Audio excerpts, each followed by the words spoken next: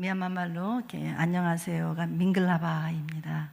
만나서 반갑습니다는 뚜에다 원다바레, 밍글라바 뚜에다 원다바레 인사를 드리겠습니다. 제가 이렇게 세종 샘교회를 처음 방문한 건 아니에요. 제가 2009년도에 미얀마 가서 6년 만에 안식년을 가질 때 2015년 8월에 이 교회는 아니었던 것 같아요. 다른 쪽에 있는 교회에서 제가 말씀을 나눈 적이 있어요. 그때 저를 보신 분은 기억하실 분도 있겠고, 아니면 새로 오신 분들은 또 초면으로 처음 만나는 분도 계시지만, 하여간 저는 이렇게 세종샘교회 두 번째 방문해서 하나님 말씀을 전하게 돼서 너무나 기쁘고 이렇게 반갑습니다. 사실 저는 이제 그 내년이 안식년이에요. 내년 이제 올해 6년째니까 내년이 안식년인데, 여러분들이 이게 세계 이슈가 됐던 그 미얀마의 쿠데타가 2월 1일 날 일어났죠. 그래서 저희 침례 교단이 8가정인데 세 가정은 아이들이 어리기 때문에 작년 코로나 발생했을 때 2가정이 나갔고, 또 한 가정은 1월에 안식년으로 나갔습니다. 5가정이 남았기 때문에 저희도 대책 회의를 했어요.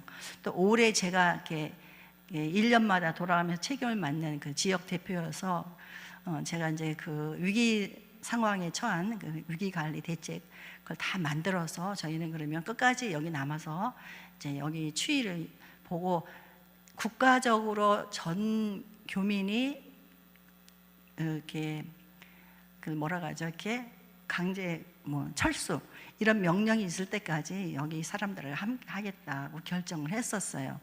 했는데 이제 이 시위가 하루 이틀 끝나는 게 아니라 3월 말부터 4월 달까지 굉장히 격렬했어요.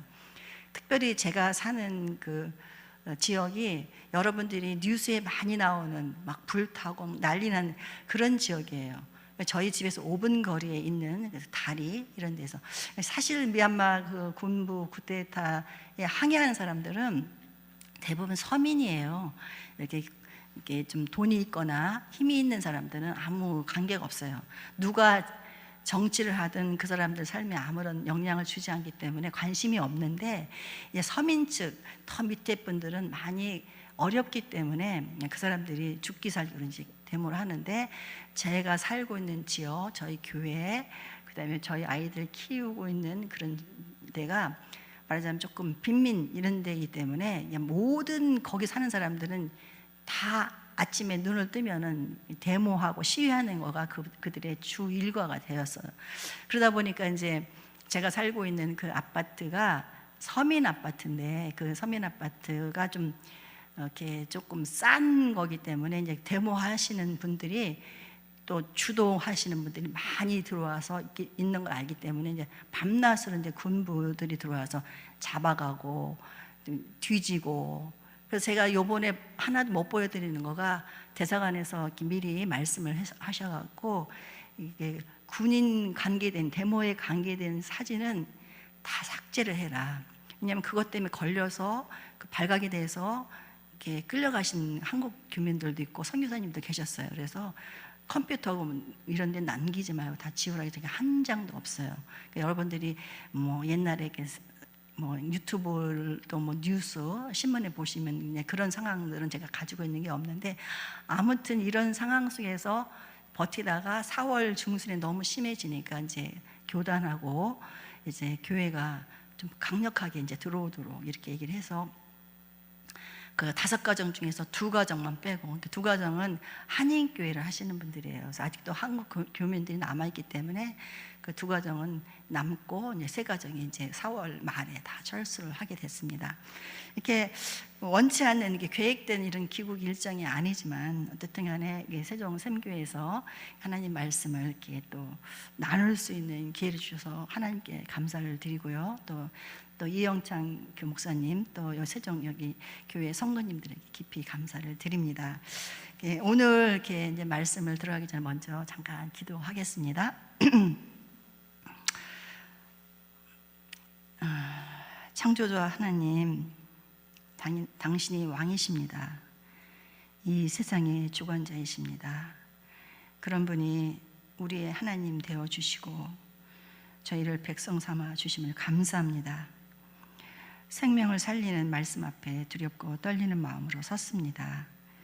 하나님의 영광을 가리는 연약한 부분 가려주시고 말씀을 통해 이 코로나 팬데믹 시기에 살아가고 있는 우리들을 향한 당신의 마음을, 당신의 뜻을 잘 전하고 또 알 수 있는 시간이 될 수 있도록 도와주시옵소서. 시종을 주님께 부탁드리며 살아계신 예수님 이름으로 기도했습니다. 아멘. 여러분들이 출애굽기는 창세기, 출애굽기 여기는 재미가 있고 스토리가 있는 거기 때문에 많이 읽으셔서 다 아실 거예요. 그렇지만 제가 또 이 본문을 또 택한 또 그런 또 이유가 있기 때문에 제가 오늘 그 말씀을 나누려고 합니다. 작년부터 이제 코로나 이제 이런 것들이 시작해서 이제 이게 사실은 제가 2015년도에 왔을 때 메르스인가 뭐 이런 또 전염병이 있었어요. 그때도 굉장히 긴장감이 있었지만은 이거는 좀 이렇게 단시간에 이렇게 종식이 됐잖아요. 이제 코로나 팬데믹도 그렇지 않을까 생각했는데 사실 이 장기간으로 이렇게 지속되다 보니까 사실 한국, 미얀마뿐만 아니라 온 세계가 참 어려움을 겪고 있죠. 특별히 작년에 저는 한국하고 계속 이렇게 소통을 하면서 한국 교회는 굉장히 큰 충격을 받았어요. 왜냐하면 이 무슨 전염병 때문에 교회가 문을 닫는다. 교회 우리 그 믿는 사람들 교회 예배당 가서 예배드리고 기도하고 이런 것을 목숨처럼 생각하는데 이거를 할 수 없는 일 때문에 큰 충격에 빠졌다고. 저도 굉장히 마음이 아파서 많이 울고 한국 교회를 위해서 많이 기도를 했습니다. 그래서 제가 또 여기 오니까 또 조금 가라앉는 것 같다가 또 다시 또 재확산되니까 또 뭐 4단계, 세종은 아직은 4단계까지는 아닌가 모르지만 저희 파송교회는 예배를 못 드려요 아직. 거기 4단계이기 때문에 19명으로 제한하는 것은 사역자만 이제 비대면 예배를 준비하느라고 나가기 때문에 못 들어가고 있는데 이런 일이 계속 반복되다 보니까 사람들이 참 절망감에도 빠지고 이게 뭔가 언제 끝날 것인가 어떤 그 두려움도 많이 있는 것 같아요. 그렇지만 감사하게도 이렇게 어떤 기기의 문명의 이것들을 이용하면서 비대면이지만 이렇게 또 예배할 수 있는 그런 것들을 통해서 교회가 당면한 어려운 것들을 이렇게 조금씩 극복해 나가는 모습을 보면서 참 감사했어요. 미얀마는 그렇게 할 수가 없거든요. 왜냐하면 거기는 IT가 아직도 많이 발달이 안 됐기 때문에. 근데 이런 한국의 이런 상황에 비해서 대다수의 선교 현장은 참 열악해요. 의료도 열악하고 정치도 그렇고 경제도 그렇고 교육도 마찬가지예요. 그래로 저는 아까 잠깐 저 사는 주변을 얘기했지만 미얀마도 작년에 이렇게 사실은 한국처럼 그렇게 심하지 않았는데도 이런 소식을 들으니까 놀란 거예요. 왜냐하면 방역 시스템 자체가 별로 없고 의료 체제가 안 갖춰져 있기 때문에 미리 차단을 한 거예요. 소식 듣자마자 3월부터 이제 그 록다운이 시작이 된 건데 가장 먼저 학교 문을 닫더라고요. 3월에. 왜 문을 닫나 봤더니 격리 시설이 없는 거예요. 그러니까 학교가 격리 시설로 이렇게 전환하기 위해서 그 뒤로 이제 조금씩 이게 확산이 되니까 그다음에 이제 종교 시설, 교회, 그 미얀마 사람 대부분이 불교잖아요. 파고다, 절, 그다음에 관공서, 뭐 식당. 더 나아가서는 이제 뭐 서초고 뭐 광동 가면 국길이 이런 것도 차단이 되고 또 지역 간, 이런 지방 간 이런 것도 다 차단이 되고 나중에는 이제 3월 말에는 이제 공항도 이제 폐쇄가 되는 이제 그런 일이 벌어졌습니다. 그걸 바로 제가 살고 있는 아파트 그 3분 거리에 중고등학교가 있는데 거기가 이제 가장 큰 그 지역에서는 가장 큰 격리 시설로 이게 전환되다 보니까 밤낮으로 저희는 직접 못 봤지만 그 환자가 많은 거예요. 밤낮으로 앰뷸런스가 환자를 후송하고 막 그 앞에는 바리케이트가 몇 개 쳐져 갖고 사람들 범접할 수 없도록 이렇게 그 가시 철망 같은 거 이런 걸로 이렇게 좀 격리를 시키는 그런 것들을 좀 많이 보고. 그 나라는 어떤 방역에 그런 게 없기 때문에 그 옛날에 그 민간요법이 있어요. 그래서 우리나라도 옛날에 그렇게 했다는데 회가루 아시죠? 하얀 회가루를 온 집안에다 뿌리고 길거리에다 완전히 밤에 보면은 눈이 온 것처럼 이제 이런 아주 원시적인 이런 방법을 쓰는 그런 형편이었어요. 그래도 사람들이 이제 계속 이렇게 뭐 다 럭다운 되니까 뭐 그래도 이제 그 미얀마 사람들은 워낙 억압된 그런 상황 속에서 살았기 때문에 그렇게 특별하게 뭐 못 살겠다 뭐 이게 뭐냐 불평하는 사람은 거의 없어요. 이렇게도 살아보고 저렇게 살았기 때문에 그 사람들은 그런 삶인데 이제 이거 길어지다 보니까 그분들도 무기력감을 많이 느끼는 걸 이렇게 볼 수 있었습니다. 그래도 이제 그 정부가 조금 있으면 근데 거기는 이제 여기처럼 2주가 아니라 보통 럭다운 한 달, 그다음에 또 한 달 계속 이렇게 연기되는 거예요. 그러는 상황에서 이제 사실은 이제 12월 말부터 1월 초까지 지금 정부 말고 이제 민간 정부가 이제 희망을 줬어요. 이제 올해 2021년도에서는 좀 풀어줄 것이다, 좀 완화시킬 것이다. 그래서 사람들이 희망을 갖고 있는데 올해 한 달 딱 되니까 2월 1일 날 쿠데타가 난 거예요. 그러니까 다시 또 이 팬데믹이 문제가 아니라 이게 더 무서운 것이 온 거예요. 그래서 그런 상황 속에서 있다 보니까 지금 미얀마가 난리가 아닌 거가 쿠데타도 그렇지만 지금 이 코로나 재확산이 아주 심각해요. 왜냐하면 데모 하시는 사람들이 이거 마스크 끼고 데모 못 해요.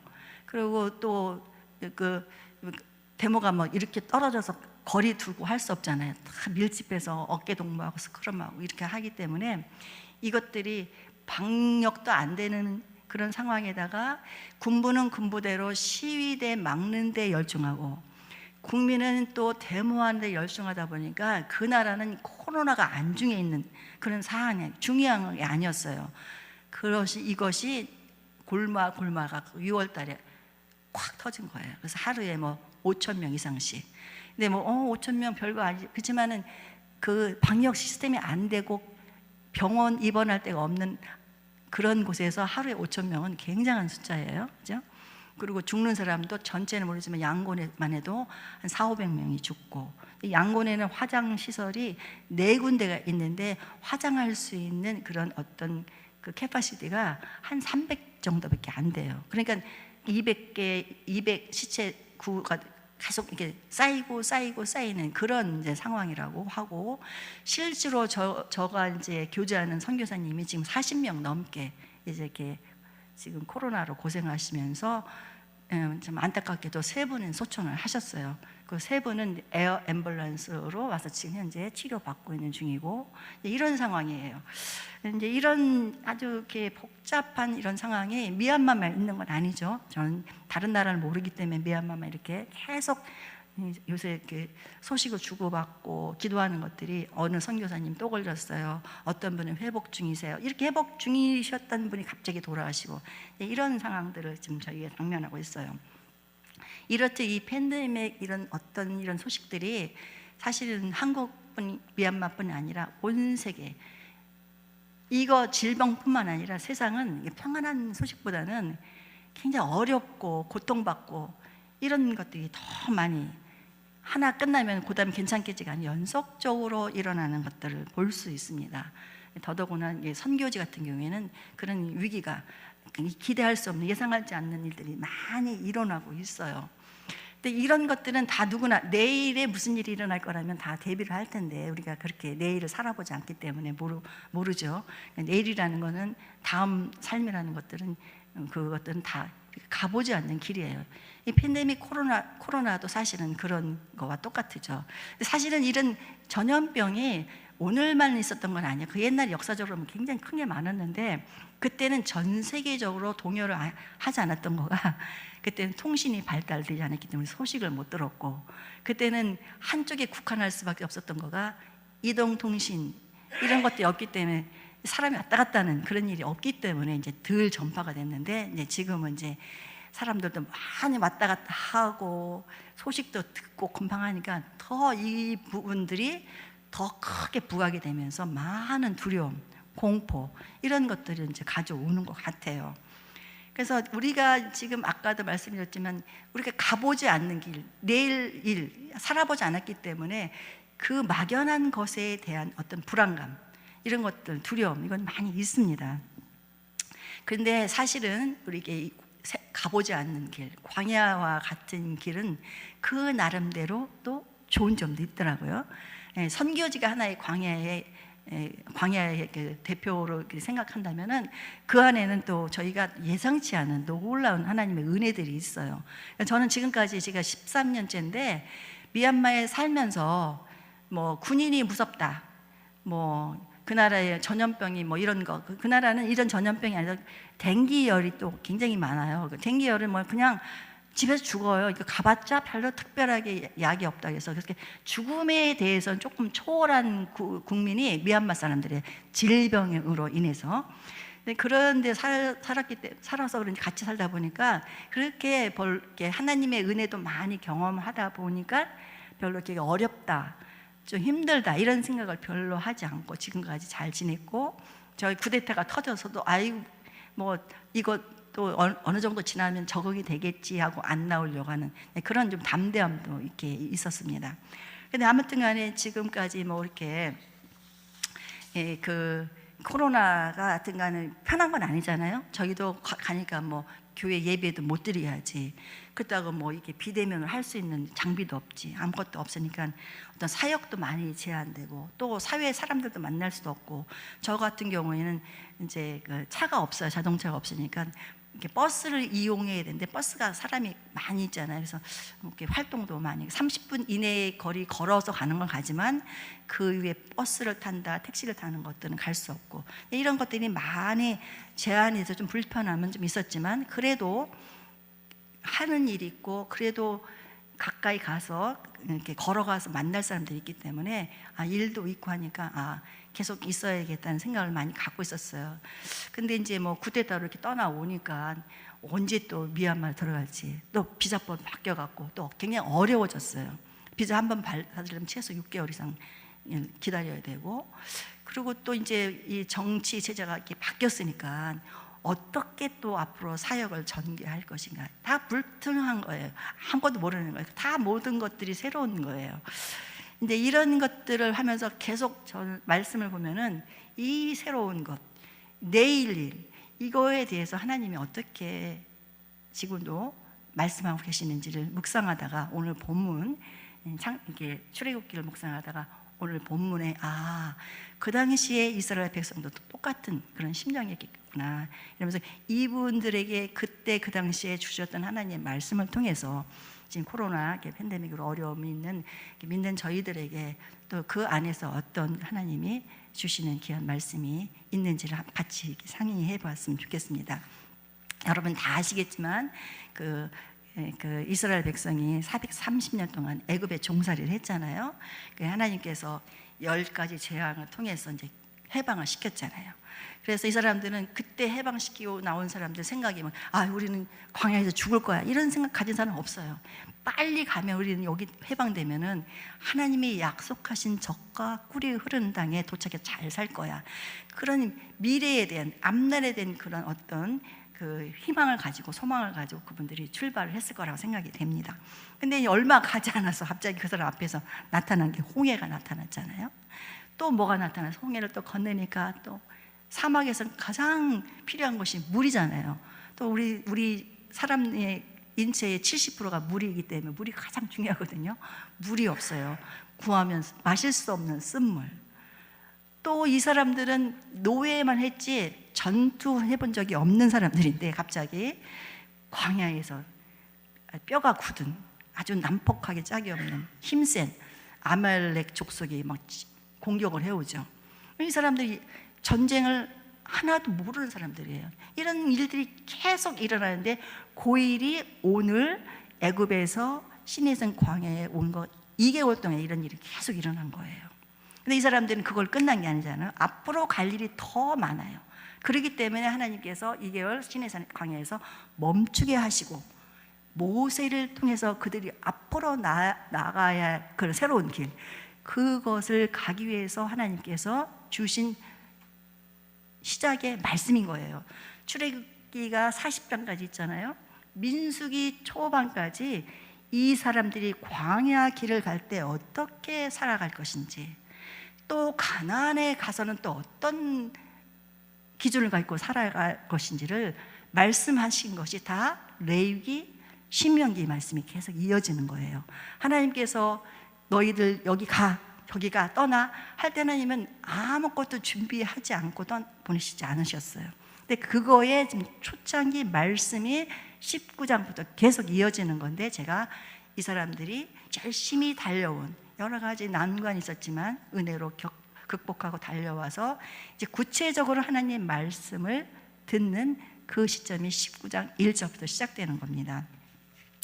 그래서 이제 이 사람들이 이렇게 왔어요. 다 쓴물이고 뭐 다 이랬는데 하나님께서 다 채워주셨잖아요. 다 해결해 주시고. 그래서 이제 그 사람들이 그렇게 말씀했지만은 하나님은 그걸로 만족하는 그 이스라엘 백성들에게 도전을 주십니다. 그것만 이렇게 다시 믿는 사람, 하나님 백성이 먹고 사는 문제, 뭐 전쟁의 위험, 뭐 안전의 문제, 이것들은 하나님 함께 하시니까 계속 이어질 거니까 우리는 이제 이것으로 충분해. 우리는 더 이상 우리는 다른 일을 겪을 필요가 없고, 앞으로 무슨 일이 있어도 그건 하나님이 다 또 채워주시고 막아주시고 하나님 다 해결해 주실 거야. 이걸로만 끝난다면은 믿지 않는 사람들하고 무슨 차이가 있겠는가. 하나님의 백성은 땅 위에서 일어나는 것보다 더 큰 비전을 갖고 살기를 원하시기 때문에 초창기 지금 현재 말씀이 모세에게 처음에 준 거가 1절에서 6절의 말씀인 겁니다. 거기를 통해서 저희들이 한번 어떻게 지금 팬데믹 코로나 이런 시대에 살고 있는 믿음의 우리 사람들이 어떠한 생각을 가지고 어떠한 마음을 가지고 어떠한 하나님의 그 음성 하나님의 뜻을 알고 이런 것들을 잘 극복해 나갈 것인가, 이것들은 다시 한번 좀 생각해 보는 시간을 가졌으면 좋겠습니다. 첫 번째로 우리가 이렇게 2개월 동안 이렇게 왔잖아요. 열심히 왔지만 딱 해서 그들 기대해 있을 거예요. 우리가 뭔가 이제 앞으로 모세를 통해서 어떤 말씀을 주실 것인가. 그들은 분명히 안전과 안정과 평안과 풍요로운 이런 것들에 대한 어떤 말씀을 기대하셨을 건데, 하나님께서는 그렇게 말씀하신 게 아니라 첫 번째 이렇게 보면은 그 말씀이 어디에 나오냐면은 그 4절 말씀을 한번 보겠습니다. 4절에 뭐라고 나왔으면, 내가 애굽 사람들에게 어떻게 행하였는가, 내가 어떻게 독수리 날개로 너희를 업어 내게로 인도하였음을 너희가 보았느니라. 이 말씀이 뭐냐면 이스라엘 백성의 삶의 시작은 하나님이 하셨다는 거예요. 하나님이 은혜로 하셨다는 거예요. 하나님이 주체가 되신다는 거예요. 저희 믿음의 저희들이 지금 이 사람들은 애굽의 종이었지만 저희는 죄의 종로를 탄 사람들입니다. 그것을 건져서 의인의 자리로 하나님의 거룩한 백성으로 끌어내주신 분은 저희가 아니잖아요, 그렇죠? 주체는 하나님이십니다. 하나님의 이것이 은혜입니다. 그러니까 우리의 삶의 시작은 하나님이 시작하셨고 하나님이 주체가 되신다는 그런 사실을 저희들이 분명하게 알고 있어야 합니다. 그러니까 하나님이 이렇게 내가 했다, 니네 봤지? 들은 게 아니에요. 너희들 봤지? 나왔어요. 너희가 보았느니라. 내가 어떻게 너희들을 인도했는지 보았느니라. 이렇게 말씀하고 있습니다. 그 사람들은, 이스라엘 백성들은 그 사람의 힘으로 인구가 많이 늘어났지만 도저히 애굽 노예에서 도망 나올 수 있는 능력이 없고 그렇게 할 수 있는 어떤 소질이 없는 사람들이었어요. 하나님께서 다 그렇게 이렇게 그들을 구별해 내시고 또 그들에게 또 희망의 메시지, 비전을 주시는 그런 말씀을 하고 있습니다. 지금도 하나님은 당신의 백성, 이 자리에 있는 저희들에게도 이스라엘 백성들과 똑같이 저희를 위해서 행하십니다. 또 여전히 저희들을 독수리가 그 새끼를 업어서 나르는 것처럼 안전하게 또 우리가 가야 할 목적지 거기까지 업어 가시고 또 인도해 내신 하나님이라는 걸 여러분들 다 믿으시기를 바랍니다. 자, 두 번째로는 또 하나님은 우리를 통해 이루시고자 하는 소망이 있어요. 그게 본문 5절 하반절 6절을 이렇게 나와 있어요. 하반절 보면은 너희는 모든 민족 중에서 내 소유가 되겠고 너희가 내게 대하여 제사장 나라가 되며 거룩한 백성이 되리라. 하나님이 이 약속의 말씀을 주셔요. 그런데 여기서 말씀은 특별히 우리가 주목할 거, 저는 여러분 다 알아요. 뭐 제사장, 뭐 하나님, 거룩한 백성. 여기 소유, 이 소유는 히브리 그 원어는 세굴라예요. 근데 세굴라라는 원어의 뜻은 소유가 아니에요. 뭐냐면 보석, 보물, 보화예요. 너희는 나의 보화. 너 내 거야 보다 너 내 보화야, 보물이야. 어떤 게 더 임팩트가 있어요? 소유보다는 보물, 보화, 이게 더 큰 가치가 있죠. 하나님이 너희는 내 손, 너희는 나의 보석이야, 이렇게 말씀을 해주고 있습니다. 그게 히브리 언어가 세굴라. 근데 세굴라의 본 뜻은 보물, 보화, 보석입니다. 그래서 우리 그 하나님께서는 이 세상 속에서 어렵게 살지만 당신의 백성 한 사람 한 사람을, 그리고 그 가정들, 그 교회들을 그냥 보시는 게 아니에요. 당신의 보석으로 만들어 가시기를 원하시는 거예요. 그럼 우리는 하나님의 그 소원대로 보석이 되어야 되겠죠, 그죠? 아멘. 그래서 이 시간에 한번 저희가 정말 이게 굉장히 귀한 거예요. 소유, 그냥 소유를 읽을 때하고 하나님의 보석으로 읽을 때하고는 굉장히 저희 이렇게 느낌이 틀리시죠?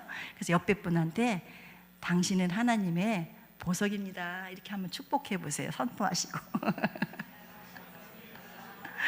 네, 그거 갖고 너무 불충분하니까 나는 하나님의 보석이야, 이렇게 또 한번 해보세요.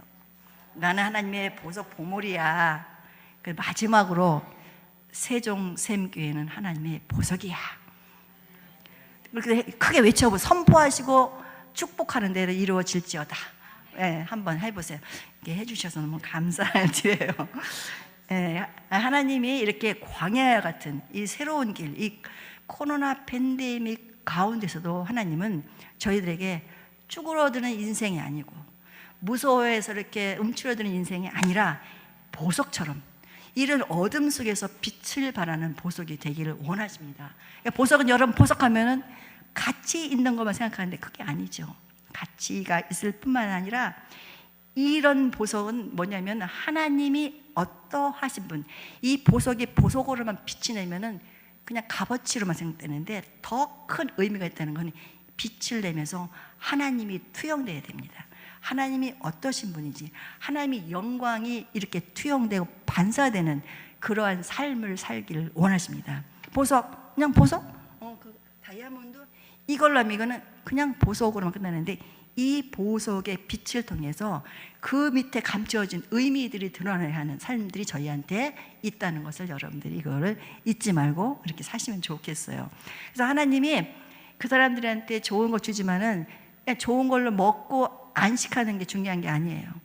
네가 나의 백성 어떠한 존재로 어떠한 정체성을 가지고 살아야 될 것인지, 그러면 그 기준이 무엇인지를 하나님이 그대로 계속 19장부터 계속 그대로 나오잖아요. 십계명도 나오고 예배는 어떻게 드리고 성막은 어떻게 지키고 이런 것들 구체적으로 주신 거가 이스라엘 백성이 하나님의 백성 된 자로서 어떻게 하나님을 믿지 않는 자들한테 투영해낼 것인지, 반영해낼 것인지, 그것들을 가르쳐주는 것이지, 그들이 하나님의 백성이니까 나는 이런 백성이야 이런 자랑을 한 게 아니에요. 그들을 통해서 하나님이 하나님 되심을 이렇게 반영해내도록 하나님이 그런 자로 살기를 원하신 거예요. 제가 말씀드렸잖아요. 하나님이 살아계심을 드러내고 이런 어려운 가운데서도 불평, 믿지 않는 사람 똑같이 그렇게 하는 게 아니라 우리가 믿음으로, 말씀으로 이런 가운데서 다른 사람들의 소망을 전달해주는 그 믿음의 사자로 그렇게 오똑 세워지기를 원하신다는 것을 하나님께서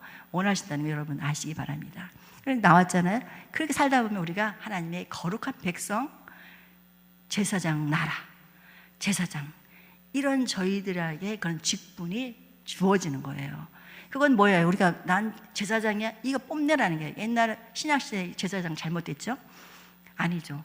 그 사람을 통해서 하나님이 소개돼야 되고 하나님이 알려져야 되는데 저희가 그런 제사장의 직분이 있고 거룩한 백성, 세상 사람과 구별된 것은 무엇이냐, 이런 것들을 저희들이 삶 속에서 똑같은 상황 속이지만 믿는 자와 믿지 않는 자들이 대응해 나가는, 대처해 나가는 방법이 다르다는 것들, 그래서 그것이 실질적으로 삶 가운데 드러나는 것들을 우리가 보여줘야 할 책임이 있다는 것들을 여러분들 그렇게 아시면 좋겠습니다. 세 번째는 또 우리가 이런 어려움 속에서도 뭐 팬데믹뿐이 아니죠. 뭐 어떤 분은 사업의 어려움도 있고 질병의 어려움도, 여러 가지 이런 어려움 가운데서 그냥 맥 놓는 게 아니라 저희들이 붙들 수 있는 말씀, 또 우리를 붙들어주는 말씀이 있다는 것을 여러분 믿으시기 바랍니다. 그렇기 때문에 우리는 하나님 말씀이 영의 양식 이런 말도 하잖아요. 이게 많이 읽어봐야 돼요. 많이 묵상해 봐야 돼요. 그냥 저절로 믿음이 성장되는 거 아니고 그냥 저절로 어떤 어려운 역경을 극복해 나가는 것이 아닌 걸로 알고 있습니다. 그래서 이 말씀을 보면은 5절 상반절 말씀을 보면은 세계가 다 내게 속하였나니 너희가 내 말을 잘 듣고 내 언약을 지키면, 이 소리는 무슨 어떤 가정법 같지만 지켜라예요. 내 말을 잘 듣고 내 말을 잘 지켜라, 이런 하나님의 명령이 포함되어 있습니다. 세계는 하나님께 속해 있어요. 근데 여러분 세계를 보십시오. 하나님께 속한 세계가 아름답습니까? 하나님이 세상을 이처럼 사랑하사 그 세계가 어떤 세계입니까? 하나님을 부정하고 하나님을 모욕하고, 그죠? 우상이 가득하고, 아름다운 것보다는 하나님을 더 노엽게 하고 하나님을 실망시키는 그런 것들이 더 만연한 곳이 세상입니다. 죄와 우상 가장 찾죠. 이 모든 것이 왜 그렇게 창조주 하나님, 이 땅의 진정한 통치자 왕이신 하나님, 이거를 인정하지 않기 때문에, 그러면 그거를 인정하지 않는 사람들을 저희가 비난해야 됩니까? 저희가 저희 삶으로 그것을 드러내서 그 사람들을 하여금 인정하게끔. 다니엘, 느부갓네살 왕이 뭐라고 했어? 아, 얘들이 믿는 하나님 진정한 하나님이야, 예배해야 돼. 믿지 않는 사람 입을 통해서 너를 보니까 네가 믿는 하나님 살아계신 하나님이야, 이렇게 인정할 때까지 저희는 그런 삶을 살아야 됩니다. 근데 그거의 기초가 뭐냐면 말씀이에요.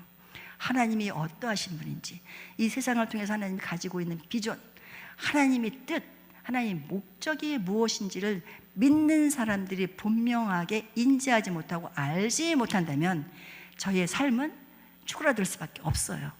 내가 많이 알고 거기에 전문가인 사람은 어디를 가서도 자신감 있잖아요. 근데 우리가 믿는 사람들이 전도를 못하는 거는 본인 스스로가 구원의 확신도 없고, 또 반대하는 사람이 또 공격하면 내가 어떻게 대답을 할지 그런 것들이 준비가 안 됐기 때문에 자신이 없는 거예요. 그렇기 때문에 적을 이기려면 적을 잘 알고 내가 거기에 대한 대비를 해야 됩니다. 그러면 하나님 말씀이 여러분들 삶 가운데 계속 깊이 녹아지고 그것들이 계속 여러분들의 영적인 삶의 자양분이 되어서 여러분들이 영적으로 건강한 그런 하나님 백성이 되어야 합니다. 그래서 여기를 보면은 이렇게 하나님은 너희가지 세상 사람들이 아니에요. 내 말을 지키라, 이거를 세상 사람들한테 요구하지 않으십니다. 이 말씀은 하나님이 이 세상 가운데 살아가는 특별한 존재, 당신의 보석 같은 믿는 저희들에게 명령하시는 거예요. 믿지 않는 세상을 통해서, 세상 사람을 통해서 너희 내 말 믿어, 내 말 들어, 이게 아니에요. 내 말을 지키라, 이 명령은 이미 하나님을 알고 하나님의 백성이 된 자들에게 명령을 하시는 거예요. 왜냐하면 이것이 삶의 기준이고 믿지 않는다고 구별되는 그런 기준이 되는 말씀이기 때문입니다. 그러니까 하나님 말씀만이 이 세상과 우리들을 구별돼서 잘 살 수 있게끔, 승리하며 살 수 있도록 하는 어떤 하나의 큰 힘이 되고 하나의 큰 무기가 된다는 걸 여러분들 아시기 바랍니다. 그래서 누구나 다 믿는 사람은 다 해마다 이렇게 붙들고 좀 이렇게 뭐랄까 의지하고 싶은 말씀들이 다 있잖아요. 여러분들도 아마 올해 받은 말씀들이 다 있을 거예요.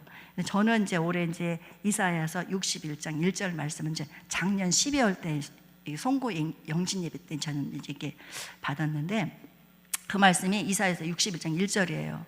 주 여호와의 영이 내게 내리셨으니 이는 여호와께서 내게 기름을 부으사 그냥 진짜 사실은 그 미얀마가 영적으로 굉장히 삭막해요.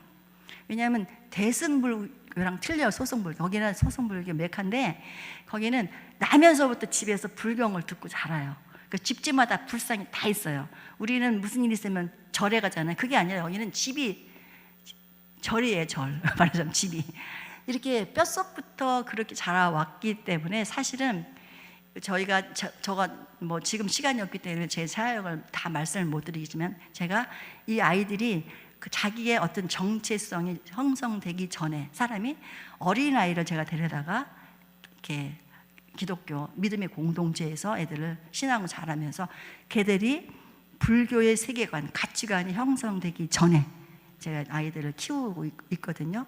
근데 그렇지 않으면 벌써 사춘기만 지나도 벌써 이 세계관, 가치관이 꽉 있어갖고 이걸 변화시키는 거, 그 안에 어떤 것이 들어간다는 게, 진리가 들어가는 게 너무나 어려워요. 그러니까 불교의 또 교리 중에 하나가 부모의 말씀을 거역하는 것은 아주 나쁜 거예요. 죄예요. 나중에 윤회사상에서 좋은 사람 태어날 수가 없어요. 이렇기 때문에 이때 정립되기 전에 아이들한테 심어주지 않으면 이걸 깨기가 너무 힘들어요. 그래서 저는 이제 이거는 정말 저의 어떤 경험과 어떤 지식과 스스로 제가 막 잘한다는 어떤 그런 믿음으로 기도로만 되는 게 아니에요. 성령께서 함께 하시지 않으면 그들을 뚫고 들어갈 수 있는, 굉장히 진이 견고합니다. 사람들은 유순한 것 같지만 그 안에 이렇게 감춰진 그 세계관, 쌓여져 있는 그거는 굉장한 거예요. 제가 대학교 1학년부터 계속 아이들을 한국말 가르치면서 전도하는 지 지금 제가 13년 됐는데 13년 동안 잘 만나고 있어요. 지금까지 복음의 복자도 못해요. 그 말을 할 것 같으면 걔는 가요, 집에. 그 정도로 저를 만나면 자기가 필요한 것만 이렇게 배워가지, 저 사람이 어떤 종교, 어떤 신념 이런 거를 말하는 것에서 나는 듣지 않겠다라는 각오가 얼굴에 탁 보여요. 그 정도로 그 사람들이 견고합니다. 그래서 나중에 좀 이제 비디오에도 나오겠지만 제가 이렇게 상대하는, 이렇게 복음 전하고 양육하는 민족이 저는 버마 종족이에요.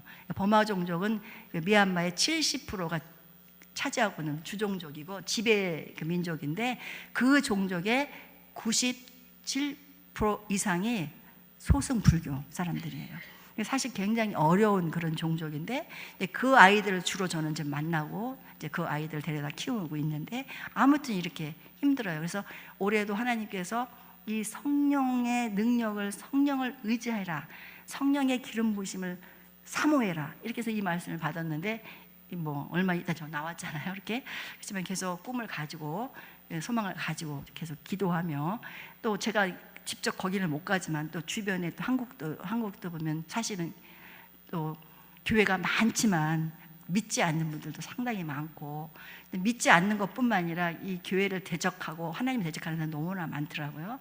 그런 분들을 조금 있는 동안이라도 제가 다가갈 수 있으면 그런 기회를 주시기를 굉장히 바라면서 기도하고 있습니다. 이제 이렇게 말씀을 이제 정리해 보겠습니다. 이게 코로나 이제 19로 인해서 우리 모두는 지금까지 한 번도 예상도 안 해, 생각도 안 했던 그런 길을, 그런 인생, 그런 삶을 살고 있습니다. 그래서 또 여기 또 계신 분 중에 또 새로운 사업을 시작하시는 분도 있고, 하신 사업이 또 안 되시는 분도 있고, 또 병으로 여러 가지 어려운 일들이 많이 있잖아요. 근데 우리는 내일을 몰라요, 그렇죠? 우리가 내일을 알고 내일을 미리 살아볼 수 있다면 참 좋겠는데 그렇게 할 수 없기 때문에 내일의 삶은 좋은 일이든 나쁜 일이든 지금 시대가 어떻든 간에 다 새로운 길이에요, 그렇죠? 가보지 않은 길이기 때문에 한 번도 경험해 보지 않은 새로운 길이에요. 이런 삶에서 저희들을 정말 그래도 기준을 가지고 이렇게 두렵지 않고 또 우리가 또 새 소망을 가지고 살 수 있는 것은 하나님의 말씀밖에 없다는 것은 저는 다시 한번 또 여러분들에게 강조하고 싶어요. 그래서 이제 우리 정리하다 보면 우리의 삶은 하나님이 시작하셨죠, 그죠? 또 하나님의 은혜가 아니면 저희가 살 수 없는 또 그런 존재고, 그래서 하나님은 여전히 우리들하고 동행하시고 여전히 저희들과 함께 하시기를 원하시는 하나님을 믿으시기를 바랍니다. 또 우리는 또 우리 가운데 이루실 소망이, 하나님 소망이 무엇인지 알았잖아요. 이 어두운 세상에서 보석처럼 빛을 발해서 그 빛을 보고 많은 영혼들이 하나님께 나와올 수 있도록 또 그런 저희한테 사명이 있다는 걸 여러분들 아시기 바라고, 또 이 땅에 살아갔을 때 우리 모두는 다 연약하게 흔들리고 있는데 그 흔들림을 잡아줄 수 있는 것이 하나님의 말씀이라는 거예요. 그 말씀을 붙들고 말씀을 의지하고 믿음의 발걸음으로 계속적으로 언제 끝날지 모르지만 절망하지 마시고, 이 팬데믹 코로나19 이런 시대에 여러분들이 당당하게 승리하는 삶을 살아가시기를 주님의 이름으로 축원합니다. 기도하겠습니다.